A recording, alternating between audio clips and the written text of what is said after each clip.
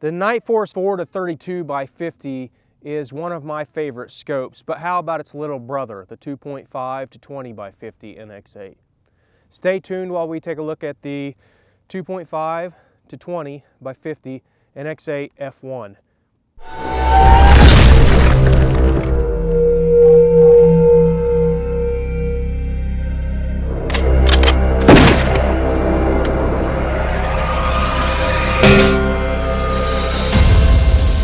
All right, Ryan here with longrangeonly.com, and in this video we're going to talk about the Nightforce NX8 2.5-20 by 50.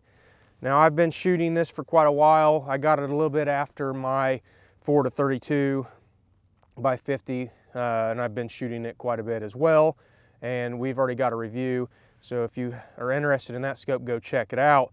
But today we're going to talk about the 2.5-20, and we're gonna I'll go over real quickly the features that we talked about in the other NX8 scope review.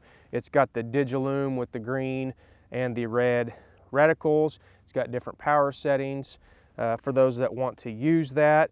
Has a nice smooth parallax adjust. It's a little bit more firm during the turning as opposed to like an ATAC-R, it's very nice, very usable. I don't know really which one I prefer, but just to let you know, this one is a little on the stiffer side. I actually think I like it better, but every time I say that, then I shoot the ATAC-R, and I love it as well.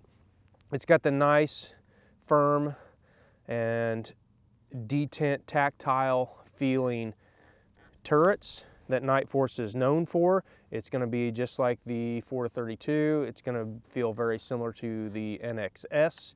It does feel a little bit different than the ATAC-R due to the fact that it is 20 minutes per rev versus 30 on the ATAC-R. It's still got the capped windage just like the 4-32, and if you take the cap off, you want to use it with the exposed windage turret, it's going to be very usable, just like the other NX8. Okay, so the features are all essentially the same as the 4-32. It does come with a throw lever that you can screw in here, which I really like, but it does get in the way of a lot of 90-degree bolt throws. So it does come in there. These do not come with the beauty rings or the thread protectors on the windage like the ATAC-R, so if you wanted to leave it off, your threads are going to be exposed.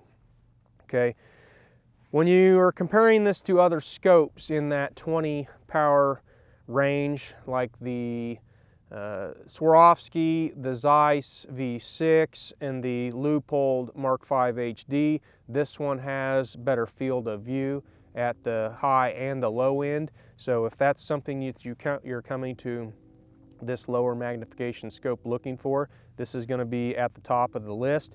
And I'll throw the specs up here so you can look at the specs, the weight and all that stuff.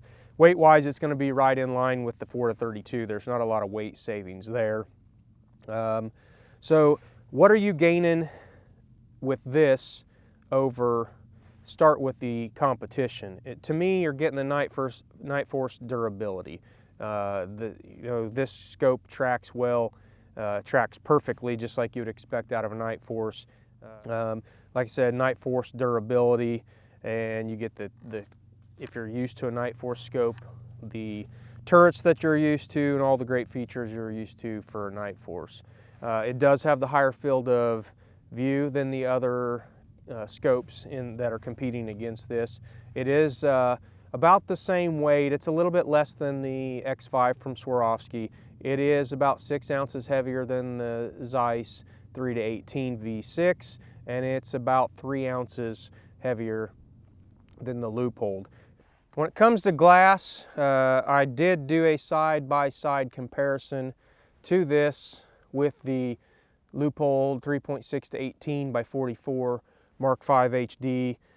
Side-by-side shooting for several months. We shot them in low light conditions, and we put them on resolution charts For all intents and purposes, I would say the glass was nearly identical in the ability to resolve on target on a resolution chart in bright light, as well as the ability to see animals at longer distances at the first and last light.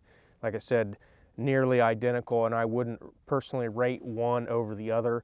I didn't have the ability to test this side by side with the other scopes that I would say it's competing with. In past experience, the NX8 versus like the X5 that I had, the X5 might have a slight edge in low light testing and maybe a slight edge in clarity. Again, not enough for me to pick one over the other. And then the Zeiss V6 is probably right around the low light performance as well as the resolution when I have compared other V6s to this in the past. I didn't have a 3 to 18 V6, and I didn't have a 3 to 3.5 to 18 Swarovski. So that's the best I can do you in side-by-side comparisons, but I know a lot of guys care about the optical quality and low light performance, so I try to include that, even though it doesn't mean much to me because I've never been in a situation where glass has not allowed me to take a shot. Why I think you should pick this over like the 4 to 32 NX8 is going to be the compact size. It's quite a bit smaller, and the other reason you might pick this over the 4 to 32 is if you absolutely have to have that 2.5 power on the low end.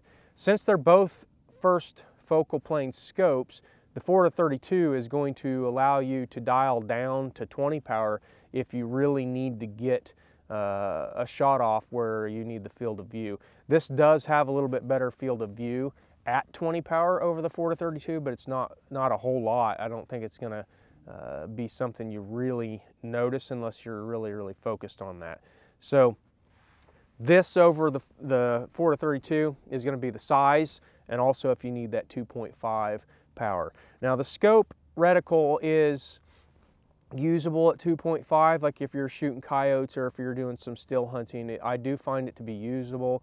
If you're in dark timber, it's going to be pretty hard to pick up, I think. You could turn on the Digilume if you're doing some still hunting type situations in the trees, so I don't think that would be an issue for you. I do think if you're going to be doing a lot of coyote calling with this scope, with the 2.5 to 20, I would probably go with the second focal plane just to get that what I would consider to be a better reticle at the low power.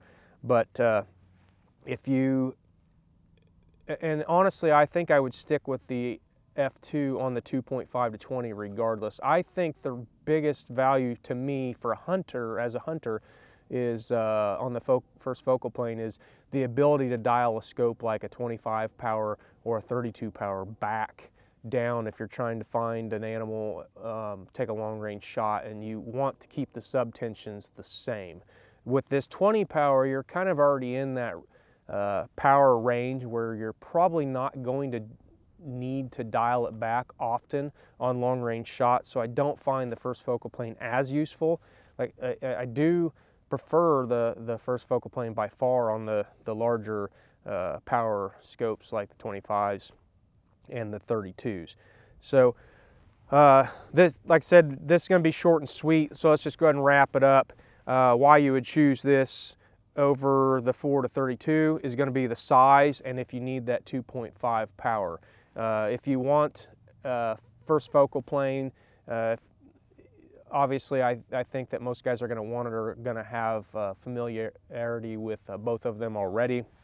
So that's why I would pick this one over the 4 to 32 NX8. Why I would pick this over the competition would be that you just want that Nightforce durability, you want the extra field of view, you like the reticle, you like the turrets, and that's why I would pick this over the competition, because they're all going to be relatively the same size and weight. So we will have a link in the description below to a thread on longrangeonly.com. You can head on over there, you can ask me any questions, and I'll try to get those answered as quickly as possible. If you're not a member on longrangeonly.com already, it's quick, it's free, it's easy to sign up, and we have a lot of great information on there. Jeff and I frequent the forum, and we've got a lot of knowledgeable and involved members that would love to have you. Please like the video, subscribe to our YouTube channel, and turn on notifications so you can be informed anytime we have a new video. And we appreciate you taking the time to watch. Have a great day.